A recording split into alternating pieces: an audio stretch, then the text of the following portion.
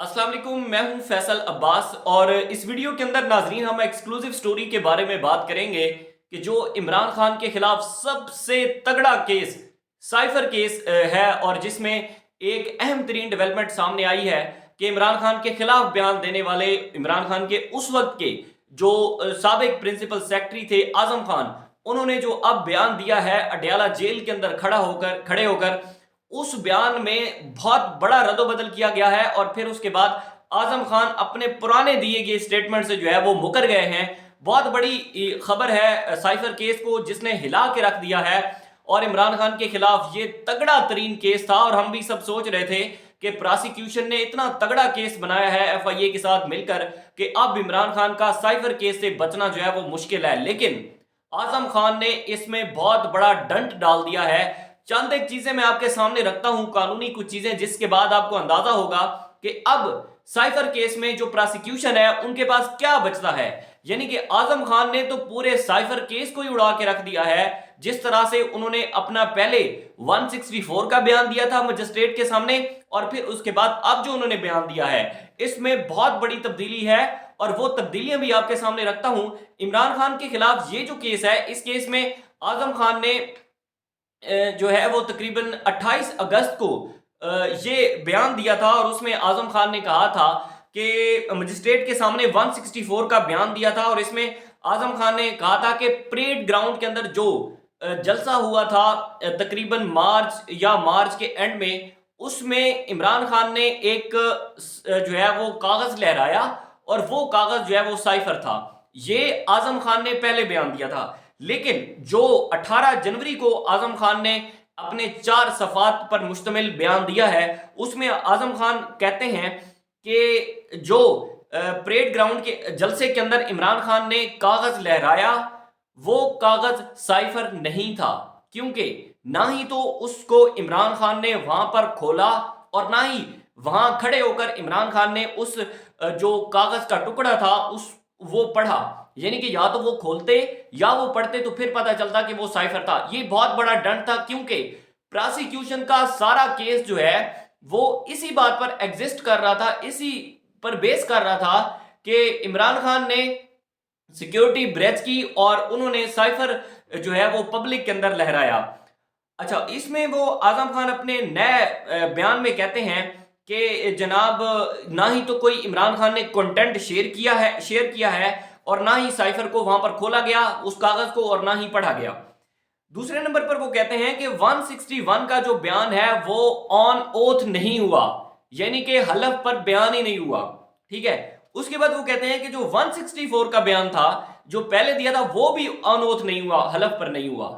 तो अब ये बहुत बड़ा कानूनी डंट है साइफर केस में कि अगर ऑन ओथ ये बयान हुए नहीं तो फिर इनकी कानूनी हैसियत क्या है। यानी कि प्रोसिक्यूशन तो यही कह रही थी कि आजम खान इसके आई विटनेस हैं, आजम खान ने देखा कि वो जो है वो साइफर लहराया गया। ठीक है, सारा केस इसी पर बेस कर रहा था। अब आजम खान कहते हैं कि ये दोनों बयान मेरे जो है वो ऑन ओथ नहीं हुए। तो अब इसकी कानूनी स्टेटमेंट क्या होगी, कानूनी हैसियत क्या होगी। उसके बाद तीसरे नंबर पर इसमें आजम खान ने जो पहले बयान दिया था 164 का 28 अगस्त को, उसमें वो कहते थे कि इदारों की मिली भगत के खिलाफ इमरान खान ने ये बयानिया बनाया था साइफर वाला, और क्योंकि इदारों की और पीडीएम की मिली भगत के खिलाफ जाना था इसलिए इमरान खान ने कहा कि हम ये बयानिया बना रहे हैं। लेकिन अब जो आजम खान ने बयान दिया है 18 जनवरी को, उसमें आजम खान कहते हैं कि जनाब जनरल बाजवा और पीडीएम के खिलाफ जाना था इसलिए इमरान खान ने ये बयानिया बनाया। उस वक्त इदारे की बात हो रही थी, इदारे में अदलिया भी आती है, फौज भी आती है, बहुत सारी जो है वो बाकी एजेंसीज भी आती हैं। लेकिन अब इस बयान में आजम खान स्पेसिफिक कर रहे हैं, वो स्पेसिफिक ये कर रहे हैं कि पीडीएम और जनरल बाजवा की मिली भगत थी इसलिए उनके खिलाफ जाना था। मेरे खिलाफ जो साजिश हुई, उन्होंने कहा कि इसमें मैं वो अवाम के जो है वो सामने रखता हूं। दूसरी बात इसमें जो चौथी बात ये थी कि पहले अब जो है वो उसमें पहले आजम खान ये कहते थे कि बनी गाला की जो मीटिंग है वो रूटीन के मुताबिक जो है वो मीटिंग नहीं थी, यानी कि वो स्पेसिफिक मीटिंग की गई थी। अब आजम खान कहते हैं कि ये जो मीटिंग हुई थी इसमें कोई प्रॉपर एंगलिंग नहीं की गई, بنی گالا کے اندر جو میٹنگ ہوئی تھی اس میں سائفر کیس کے حوالے سے کوئی اینگلنگ نہیں کی گئی، اور اب یہ جملہ انہوں نے اب کی سٹیٹمنٹ میں نہیں لکھا، یعنی کہ یہ یہاں پر بہت بڑا جو ہے وہ قانونی خلا پیدا ہوتا ہے۔ اس کے بعد انہوں نے پھر وہی لکھا کہ نہ ہی تو سائفر کو وہاں پر پڑھا، نہ ہی تو وہاں پر سائفر کو کچھ لکھا۔ اچھا، اس کے بعد انہوں نے پہلے اعظم خان نے اپنا جو بیان دیا تھا اس میں وہ یہ کہتے تھے کہ عمران خان نے سیاسی مقاصد کے لیے سائفر کو استعمال کیا۔ اب وہ کہتے ہیں کہ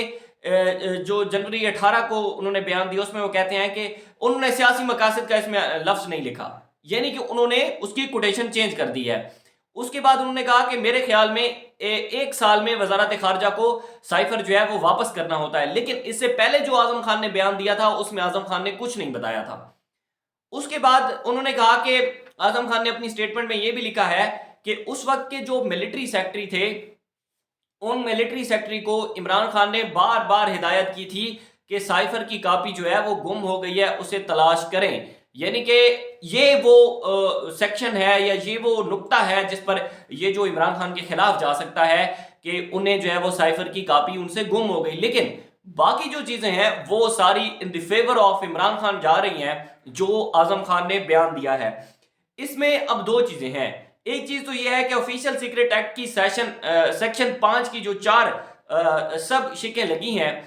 جس میں ان میں سائفر کی گمشدگی کا جو ایک الزام ہے اس میں 2 سال سزا ہے، اس میں تو ہم مانتے ہیں کہ وہ بات عمران خان صاحب کے خلاف جا سکتی ہے کہ ان سے سائفر جو ہے وہ گم ہوا اور وہ سیکشن ایگزسٹ کرتی ہے، لیکن